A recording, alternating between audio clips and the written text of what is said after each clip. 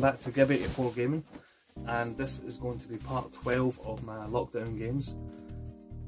I've been meaning to get around to these games for a while. I've just kind of lost track of the time a wee bit. So my lockdown tower's getting a little bit bigger. We're now up to 23 games. Recently just finished another one there. But the two games that I want to talk about in this video is Assassin's Creed Valhalla. So this game I got for Christmas and it was released last year, November 2020. So that's the most recent game I've played, most recent game I've finished. And it was fantastic. I loved the whole Viking aesthetic of it. I loved the world you got to run around in. Now usually I don't really go for big open world games, but this one's a little bit different in the way it's kind of structured. For me anyway, like I liked how, so once you're in England you've got like different shires you have to go and conquer. You have to go and make alliances in these little shires, and each of the shires have got different storylines. So for me that kept it structured and it kept it kind of focused for what I was doing in each part of the game. So it wasn't just like a big open world and you just go and get lost. And I mean, you can easily get lost in the game because there's so many little nooks and crannies and caves and old ruins and things like that. There's so much to explore in the game. But for me, when you go to the different shires, you were focused on the task at hand, and that really kind of pushed me through it. I finished the main storyline in it, and it took upwards of 90 hours. I think it was hitting 100 hours almost. But there's so much still to do in it that I haven't even scratched the surface of it. There's the order that you still have to go and kill all the guys. There's the Midgard section where you go into like a trance and you go to Midgard and you fight in that world and you try and reclaim the place, because like Jotunheim, the ice giants are attacking you and things like that. It's really cool. But I still need to go back and finish that and the order. They're the two big things I still need to do in it. The graphics are amazing. I think the graphics are so good, and I've only played it on the PS4, so I can only imagine the PS5 would boost it up a wee bit. Boost it up quite a lot, because there is the occasional kind of texture popping. There's not much. It's not much to kind of turn you off the game. I think it's still really well done.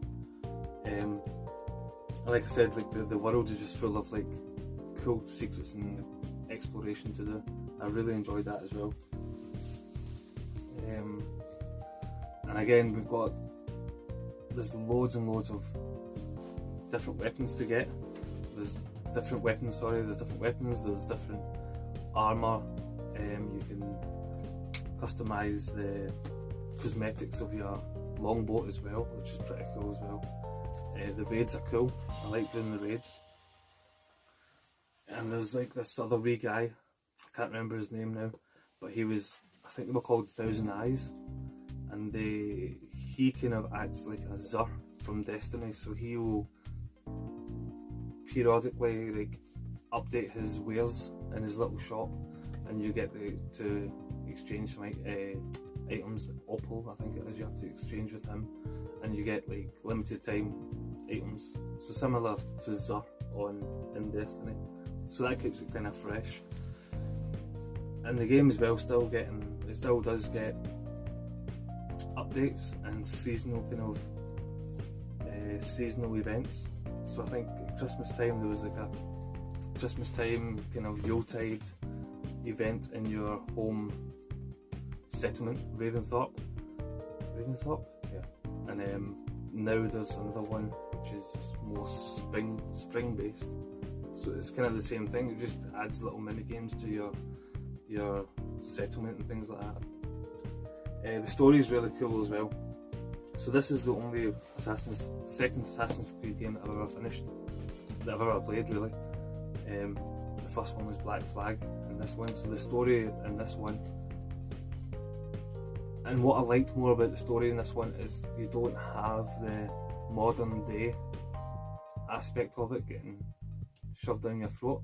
I liked how it was just all about Eivor, and it was all about Sigurd and his journey and Eivor's journey as well, rather than having the modern day stuff. that modern day stuff is in the game, but it's not as frequent as it was in Black Flag. I don't think it's not as forced. So the story is Eivor and Sigurd, they're brothers, they're adopted brothers, and they leave their settlement in Norway because Sigurd believes his father is a coward because he bends the knee to King Harold.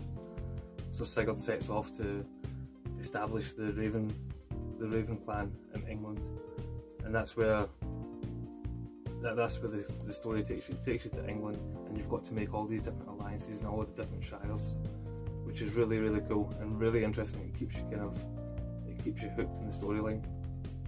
But at one point, like, Sigurd does go in his own way because he becomes obsessed. Because he meets Basim, I think his name was. He was one of the assassins, and he convinces him that he is like a god reincarnated or something like that. No, his lineage is from the gods. So he buys into all this and the mystical side of things. So he buggers off. So he leaves Eivor to build the settlement and build the alliances and things like that. And not to go too far into the story so I don't spoil things, but it's just brilliant the way that Eivor takes this on and how he builds a settlement, how he builds the reputation of the Raven clan without Sigurd, but Sigurd is still the leader, so it's kind of cool the way it all works out, and it's a brilliant game. I would definitely recommend that, especially if you do like Assassin's Creed games, and if you're right into the Assassin's Creed lore and things like that and the modern day stuff, then it is there, and it's more towards the end, and that's when it becomes that's when I kind of lost track of it because I don't know anything about the Assassin's Creed storyline and things like that. But the game with Eivor and Sigurd and the journey that they're on is fantastic. And the next one is another Ubisoft game, and this one was released in 2003, I think it was, and it's 13 on the PS2. 13 is brilliant. I really, really enjoyed it. There's only one part of it that I didn't like, and I'll get to that in a wee minute. But yeah, it's brilliant. It's a conspiracy heavy game. Like, the story starts off with you waking up on a beach, and you've got amnesia, so you have no idea what you're doing on the beach. And then this little Baywatch lifeguard, she saves you. She takes you to the little medical station, the lifeguard station. And as soon as you get there, the baddies are on you and they're shooting the place down, and the poor wee lass gets killed. So that wasn't very nice. And then yeah, from there on you escape the lifeguard station, and then every level, every chapter, you're just peeling back the conspiracy and finding out who you are, who you work for, where you came from, like everything. It's really cool and it keeps you kind of gripped. The sound design is really good as well. I really like the sound of the guns. I like the music in it. It's kind of like a, I don't know, 80s or 70s kind of old jazz kind of music. It's pretty good. But David Duchovny's in it as well, and he plays the main guy. He plays 13. And it's quite funny because one of the games last year that I finished on my first lockdown game tower was Area 51, and David Duchovny is in that as well. But yeah, it's really, I really like the sound in it as well. The graphics, I'm a big sucker for cel-shaded graphics. I think cel-shaded graphics are brilliant. I think they're flawless. I think they're amazing. And like the first game I played with cel-shaded graphics would have been Jet Set Radio. I love that game. I know it's not the best, but anyway, yeah, sorry, the cel-shaded graphics are amazing. But aside from that as well, it's got like the presentation of it, like in between the missions, is like a comic book, and it's got like comic book storyboards, panels, and that's the way it kind of shows. So within each panel is a little kind of video, a little kind of animation. It's really, really good. And I do think this was a comic book originally, 13. I think it was a Belgian comic book or something. I can't really remember, but I do remember it being a comic book first. Yeah, and the guns are brilliant. Like I said, I like the sound of the guns. I like how they kind of felt. But the one thing that let the game down for me was the controls of the game, because, and this is looking back on it retrospectively, so it's maybe not too fair, but like the right analog stick, I didn't feel was responsive enough. I just felt it felt more digital than it did analog. Like if you pressed, there was only one kind of setting, so you went right, it went right. Like there was no, I don't know the word, I think it's the dead zone. I think that's what you call it on your right analog stick. The dead zone was poor, very, very poor. So I think the main aim of the game is you've got to play it kind of stealthily. So in that sense, it doesn't really matter, because you're going to take everyone out quietly and get through the levels like that. But when you do get into a gunfight, it gets a little bit tough, because I just felt the right analog stick wasn't good, not good enough. But saying that, like it's not pinpoint accuracy you need in the game, because once the crosshair goes red, then that's the enemy in the kill zone. So it doesn't matter if it's exactly on the enemy, as long as the cursor's red, then it's in the kill zone and you hit the enemy.